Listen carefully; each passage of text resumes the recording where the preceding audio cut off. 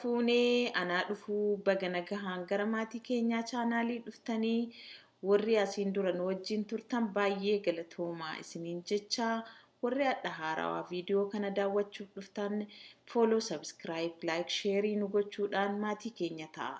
Adda foon affeellii akkamitti akka hojjetamu akka maatii keenyaa chaanaaliitti isinitti agarsiisnaa.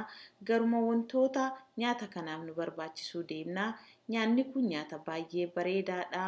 Qiqqilii jedhama afaan warra soddaa keenyaatiin. Isa qiqqiliin kunini bishaan isaallee buddeenaan kutamee baay'ee mi'aa saniif akka saniifis ta'uu bishaan itti baay'isee mi'eessee hojjedhee jira. Na hordofaa na ilaala. Wantoonni nu barbaachisan fooni, qaaraa, qocqocaa, timaatimii, shunkurtii, soogidda, urgoo daalattii, kororimaa, zayitii, roozmerii kafooniin waddan jechuun qullubbiif zinjibiila walitti daakameeru, irdii, amma foon keenya sirreeffachuutti deemnaa. Foon sirreeffataarraa akkuma argitanii waan furrii fakkaatu keessaa baasaarraa dhukaa miti, dhuka fakkaata malee dhukaa miti. Foon dugugguruu irraa fi foon luphee irra jira. Foon gara luphuma horii jechuun luphuma re'ee yoo taate kunniin nu barbaachisuyyuu. Kanaaf qulqulleessinee walitti deebinaa. Qulqulleessaa jira, adeemsa isaa hordofaa.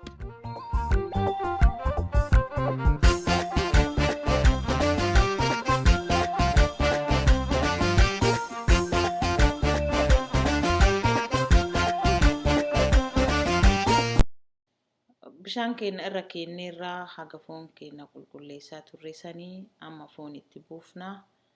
Wanti foon bishaan danfee buusaa jiruuf haa qulqullaa'uu fi wantoota adda addaa istooratti turee jira. Gabaa keessa tureera.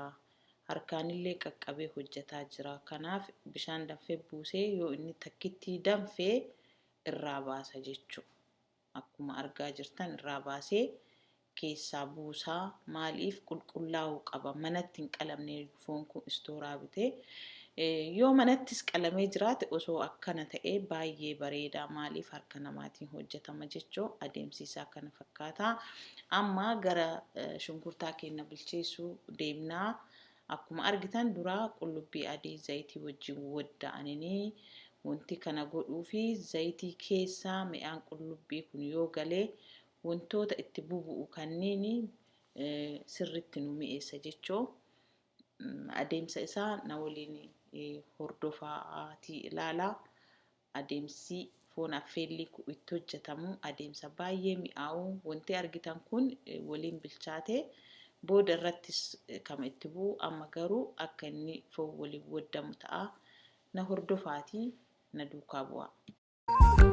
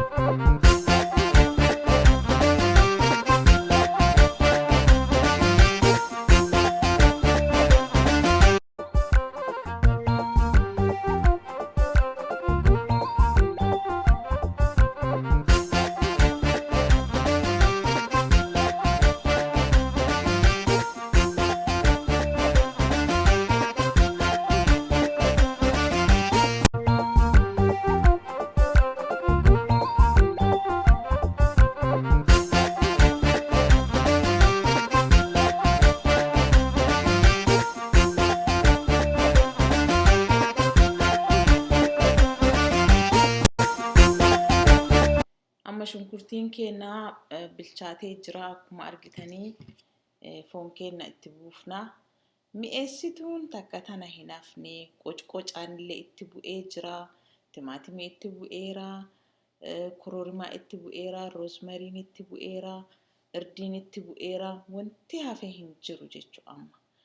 Akkuma argitan kana hunda waliin bilchaata lafee affeelli kiyya duraan jechuudha. Na waliin waddinaa haga sa'aatii muraasaa nafaana turaatii ilaala.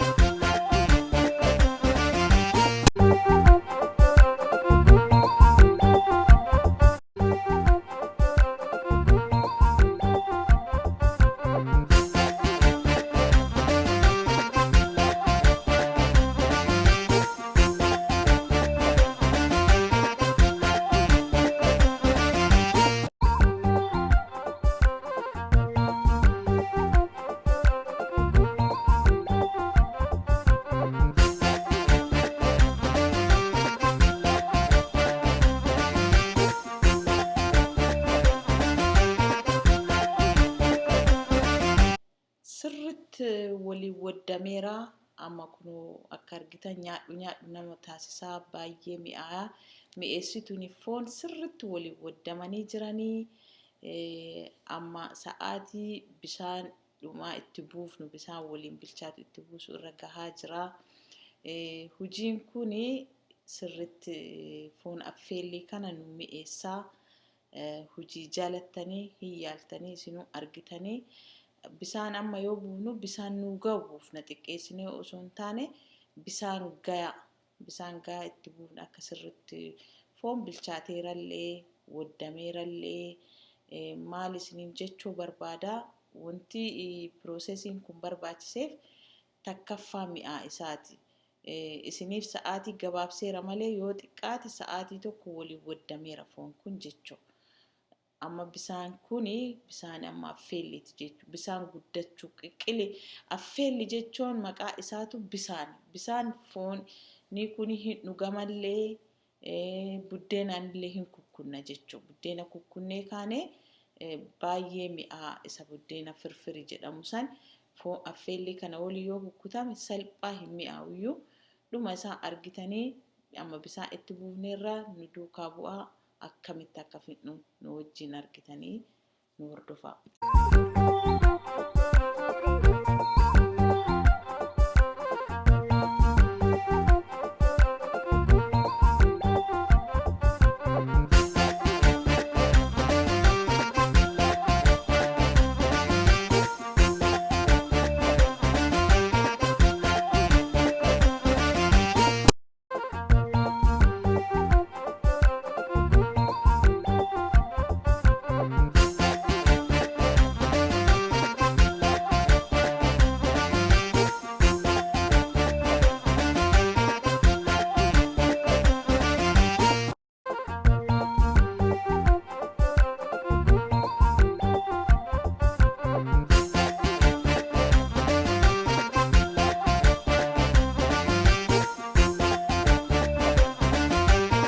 Amma gahee jira mi'eessituu isa dhumaa itti buufnaa dhadhaan itti bu'aa kunoo akkuma argaa jirtanii shunkurtiin itti bu'a jechuudha. Ka dhumaati kun qaaraan itti bu'a.